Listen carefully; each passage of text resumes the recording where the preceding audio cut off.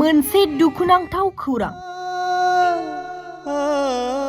गोबाव समनिफ्रायनो हारिमु बिथिं, दामनाय देनाय, मेथाइ रोजाबनाय बायदि बायदि समाज बिथिङाव खामानि मावबोनाय रेडिअ आर्टिस्ट धनेश्वर गयारी बिथाङा रुंसारि जाबाय। रेडिअ आर्टिस्ट धनेश्वर गयारी बिथाङा गोबाव समनिफ्रायनो हापानि बेरामजों नाख्रेबजाना दंमोन। गहपुर हालामनि सिङाव थानाय आलुफारा गामिनि धनेश्वर गयारीया थांनाय सानखालि गहपुर सिभिल मेडिकेलाव बेलासिनि 5 रिंगासो समाव रुंसारि जायो आरो बिथांखौ दिनै जोबथा बिदाय होबाय। बिथांनि जोबथा बिदायनि समाव बिश्वनाथ जिल्ला हारिमु आफादनि आफादगिरि आरो थुनलाइ आफादनि दैदेनगिरि, फरायसा आफादनि दैदेनगिरि बिथांमोना फैनानै नुजाथिना दुखु फोरमायो। जोबोर दुखुनि बाथ्रा जोंनि गहपुर ओनसोलनि थाखाय। गहपुरनि नङा, बिथाङा आसामनिबो सासे मुंदांखा देंखोगिरि। मानोना बिथाङा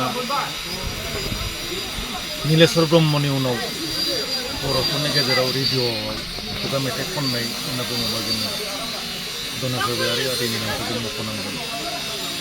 बिथाङा बिजिनियाव थानाय समावबो हारिमुनि जायखिजाया हाबाफारियाव बा देंखोनि बिथिङाव गोख्रों बिहोमा दंमोन आरो गहपुराव फैनायनि उनाव बिथाङा गहपुर ओनसोलाव जि मोनसे बिहोमा होलांबाय हारिमुनि सायाव, देंखोनि सायाव, बेखौ थारैनो जों बावनो हानाय नङा।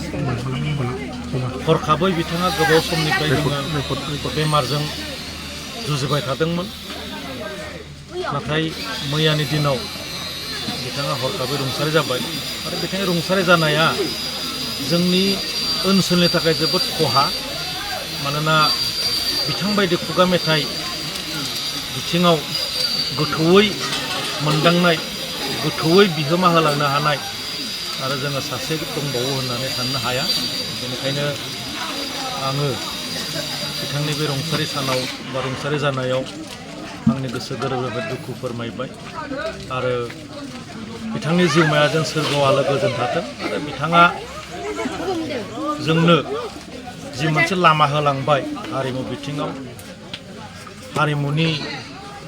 हारिमुखौ गोख्रों खालामनायाव, हारिमुखौ माबोरै लाखिनांगौ, माबोरै संरैखा खालामनांगौ, बेफोर गासैबो बिथिंफोरखौ जोंनो बिथाङा फोरोंना गालांदों आरो बिथांनि बै लामाफोरखौ जोङो लालांनांगोन आरो गहपुरनि साफ्रोमबो गहपुरारि बिथांमोनहा बिथांनि बे लुबैनाय, बिथाङा मोनसे बाथ्राखौ लुबैदों, गले गले बुंलांदों बिथाङा जे हारिमुखौ जोङो गोख्रोङै लाखिनांगोन, खुगा मेथाइखौ जोङो सरसा खालामनांगोन। आंबो बिथांनिनो बे बोसोनखौ जेन जोंनि ओनसोलनि मानसिफ्रा, रायजो राजाफ्रा माने लाखिलांनो नाजायो, बेखौनो आङो खावलायबाय आरो बिथांनि रुंसारि सानाव फिन आंनि गोसोनिफ्राय जोबोद दुखु मोननाय आङो फोरमायबाय।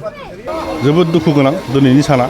बिथाङा मैया बेलासिनि 5 बाजियाव रुंसारि जाबाय। दा बिथांनि हारिमुआव जि बिहोमा दंमोन, माने जोङो बुंनानै जोङो बुंस'नो हाया।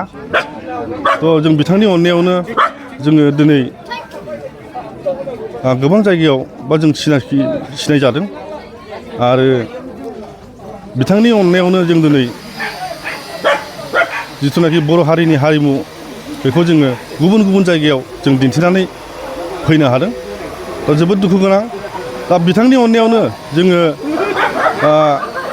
थांनाय दिल्लीनि जिथुनाखि बड'लेण्ड महोत्सब, बिथांनि अननायावनो जोङो बेखौबो जोङो जाफुंसार होनो हादों होननानै जोङो हास्थायो आरो थांनाय बोसोरनि जिथुनाखि बुहुमनां बागुरुम्बा मोसानाय, बेवहायबो बिथांनि गोबां बिहोमा दं होननानै जों सानो। बिथाङा हारिमुनियावहाय गोबां शर्ट मुभि आरो फिल्म बिथाङा बेयावबो स्क्रिप्ट आरो गोबां लिरबोदोंमोन। बिथाङा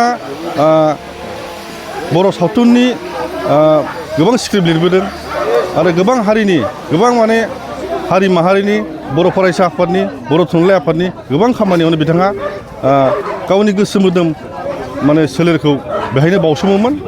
दा बिनि थाखायनो दिनैनि सानखौ आं माने जोबोद दुखु गोनां होननानै आङो बुंनो सानो।